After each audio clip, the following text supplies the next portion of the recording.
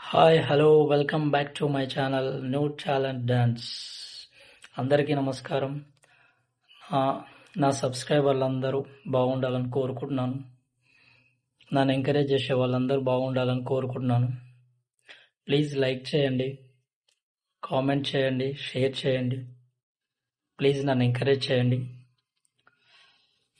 నేను ఒక విషయం మాట్లాడదామని ఈ వీడియో చేయాలని అనుకుంటున్నాను. నా మనసులో ఉంది, అది బయటకు చెప్పాలని అనుకుంటున్నాను. ఇప్పుడు మనము న్యూస్ రెగ్యులర్గా చూస్తున్నాము. ఒకసారి ప్రపంచాన్ని గమనిస్తే ఇక ప్రపంచం అంతం దగ్గరకు వస్తుందా అన్నట్టుగా బయట సిచ్యువేషన్లు ఉన్నాయి. ప్రతి ఒక్క దేశం యుద్ధం చేద్దామా అని రెడీగా ఉన్నాయి. బయట మనుషుల ప్రవర్తనలు, వాళ్ళ సిచ్యువేషన్లు చూసినా చాలా డేంజర్గా, ఘోరంగా ఉన్నాయి. చాలా మానవతా విలువలు, ధర్మాన్ని కాపాడడం ఇవన్నీ ఎవ్వరూ చేయట్లేదు. ఎవరి కాళ్ళు నేను బాగుండే చాలు అన్నట్టుగా ఇండివిజువల్గా ఆలోచించుకుంటున్నారు.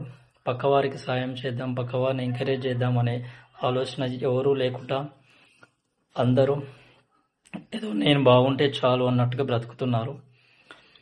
ఇప్పుడు నేను చెప్పేది ఏంటంటే, ఇప్పుడు ప్రపంచానికి ఈ యుద్ధాలు చేయాలన్న ఆలోచన ఎందుకు వచ్చింది, అసలు ఈ యుద్ధాలు ఎందుకు చేస్తున్నాయి? నెంబర్ 2 పాయింట్, ప్రకృతి మానవాళి మీద పగ తీర్చుకోవడానికి రెడీగా ఎందుకున్నాయి? అది వాటర్ రూపంలో కానీ, గాలి రూపంలో కానీ, భూమి రూపంలో కానీ, ఏ రూపంలో అయినా ప్రకృతి మొత్తం మానవాళి మీద ఒక పగ తీర్చుకోవాలని, ప్రతి దాంట్లో ఒక రివెంజ్ తీర్చుకోవాలన్నట్టుగా మనం ఈ ప్రకృతిని గమనిస్తే మనకి ఈజీగా అర్థమైపోతుంది. అయితే ఈ ప్రకృతి ఇట్లా మనుషుల మీద ఎందుకు పగ తీర్చుకుంటుందంటే, ఒకటి, మనం ధర్మాన్ని కాపాడట్లేదు. కేవలం డబ్బుకు మాత్రమే మనం విలువనిస్తున్నాం. ఒక మనిషి డబ్బు సంపాదించకపోతే ఇతనికి తెలివి లేదు అని డిసైడ్ చేసేస్తున్నాం. తెలివి అంటే డబ్బు సంపాదించడం కాదు, ధర్మంగా బతకడం, సింపుల్గా బతకడం.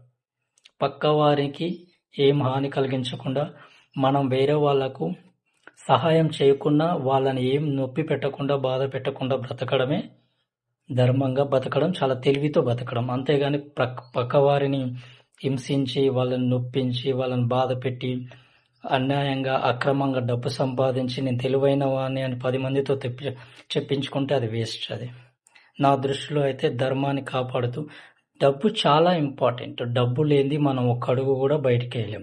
డబ్బు చాలా ఇంపార్టెంట్. కానీ సేమ్ టు సేమ్ డబ్బుకు సమానంగా ధర్మం కూడా చాలా ఇంపార్టెంట్. డబ్బు ఉంటే చాలదు, ధర్మం కూడా ఉండాలండి. నేను ఒక విషయం ప్రజలకందరికి చెప్తున్నాను ఏంటంటే, డబ్బు లేకున్నా ఈ బ్రహ్మాండం ఉంటుంది, కానీ ధర్మం లేకపోతే బ్రహ్మాండం వెంటనే అంతమైపోతుంది. దీంట్లోనే మీరు అర్థం చేసుకోండి, డబ్బు ఇంపార్టెంటా, ధర్మం ఇంపార్టెంటా అనేది. ధర్మం అంటే ఏంటి, ధర్మాన్ని కాపాడండి ఏంటిది, మేము అందరం ధర్మాన్ని కాపాడుతున్నాం కదా అని చాలామంది అంటుంటారు.